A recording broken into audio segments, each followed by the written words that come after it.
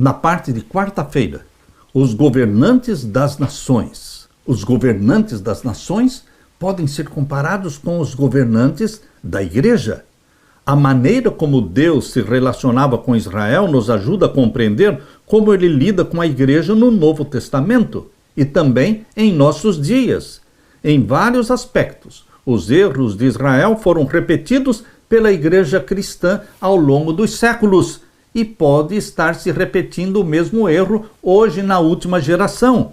Longe de poderem reivindicar qualquer tipo de superioridade sobre o antigo Israel, os cristãos foram e ainda são hoje suscetíveis às mesmas tentações. O poder corrompe. O poder corrompia o rei. Mesmo Salomão, chamado de o homem mais sábio da terra, se corrompeu com o poder. Ele se tornou adorador de Satanás, sacrificando crianças a Moloque. Olha só o que aconteceu com Salomão. O poder corrompe. Não corrompe somente reis, rainhas, presidentes, governos. O poder corrompe também líderes da igreja, que são eleitos como presidentes, são eleitos como cabeças e nunca mais querem deixar o posto. O poder continua corrompendo. Abra sua Bíblia em Mateus capítulo 20, versos 25 a 28. E Jesus, chamando-os para junto de si, disse: Bem sabeis que pelos príncipes dos gentios são estes dominados, e que os grandes exercem autoridade sobre eles. Não será assim entre vós, mas todo aquele que quiser entre vós fazer-se grande, seja o vosso servo. E qualquer que entre vós quiser ser o primeiro, seja o vosso servo. Bem como o Filho do Homem não veio para ser servido, mas para servir, e para dar a sua vida em resgate de muitos. Meu querido irmão, tanto os líderes dos governos do mundo, como também os líderes da igreja, eles se corrompem com o poder. Eles não se apresentam como servos. Eles se tornam exigentes, arrogantes, eles se tornam mandões, autoritários, tiranos, perseguidores daqueles que discordam das suas ideias. A experiência de Saul, que no início do seu reinado era muito humilde, que ele se escondeu quando estavam buscando por Saul, porque ele foi escolhido para ser rei, ele se escondeu no meio da bagagem. Foi lá que o encontraram, porque ele era humilde. Mas depois que ele sentiu o sabor do poder, o gosto de se assentar no trono, agora ele não queria mais deixar o trono. E quando Deus falou para Samuel: vá até Saul e diga que ele não vai ser mais o rei, porque eu já escolhi outro rei no lugar dele. E Samuel foi até Saul, mas Saul não aceitou a mensagem de Deus através do profeta.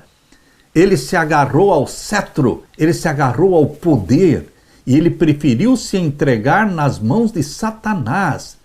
Ele preferiu ir consultar uma médium espírita do que consultar a Deus, porque ele se agarrou ao poder e aborreceu a Deus.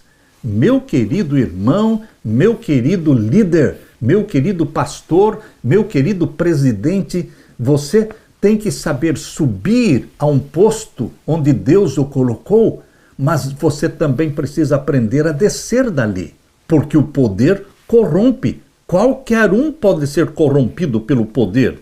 Israel pediu um rei humano, o que levou à queda moral da nação. Os reis se tornaram cada vez mais ímpios, até que Deus permitiu que os babilônios levassem seu povo cativo como forma de correção.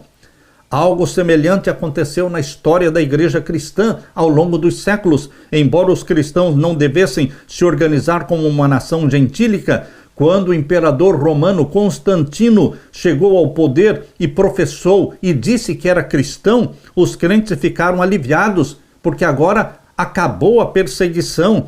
A suposta conversão de Constantino aparentemente foi uma bênção, mas os cristãos tiveram a ideia de que poderiam agora explorar o poder do imperador romano a fim de tirar dali benefícios. No quarto século depois de Cristo surgiram inúmeras discussões importantes entre os cristãos e quando a igreja se viu incapaz de resolvê-las, pediu a intervenção do imperador romano, o imperador romano corrompeu o bispo de Roma, e o bispo de Roma se tornou um instrumento nas mãos de Satanás. O bispo de Roma permitiu que o imperador romano interferisse nas questões religiosas, e uma vez que isso começou a ocorrer, as coisas foram de mal a pior.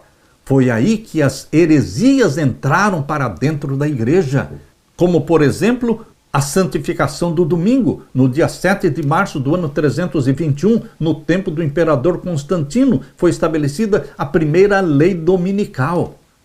A história vai se repetir, meu querido irmão, assim como ocorreu com o antigo Israel. Muitos dos capítulos mais sombrios da história cristã foram resultado direto do envolvimento da igreja com o mundo. Israel se voltou para a adoração de ídolos e seus reis foram corrompidos pelo desejo de poder, a ponto de oferecer crianças aos ídolos, sacrificando crianças a Moloque, ou seja, sacrificando-as a Satanás.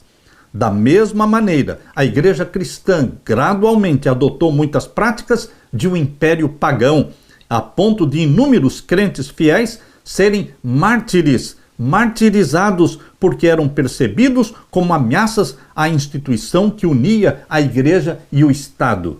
Hoje a igreja está novamente se unindo ao Estado, buscando o poder do Estado, recebendo verba do Estado. Queridos, igreja deveria ser sempre igreja. Igreja nunca foi plano de Deus que se tornasse corporação. Corporação, ela é regida pelas leis do Estado. Igreja não.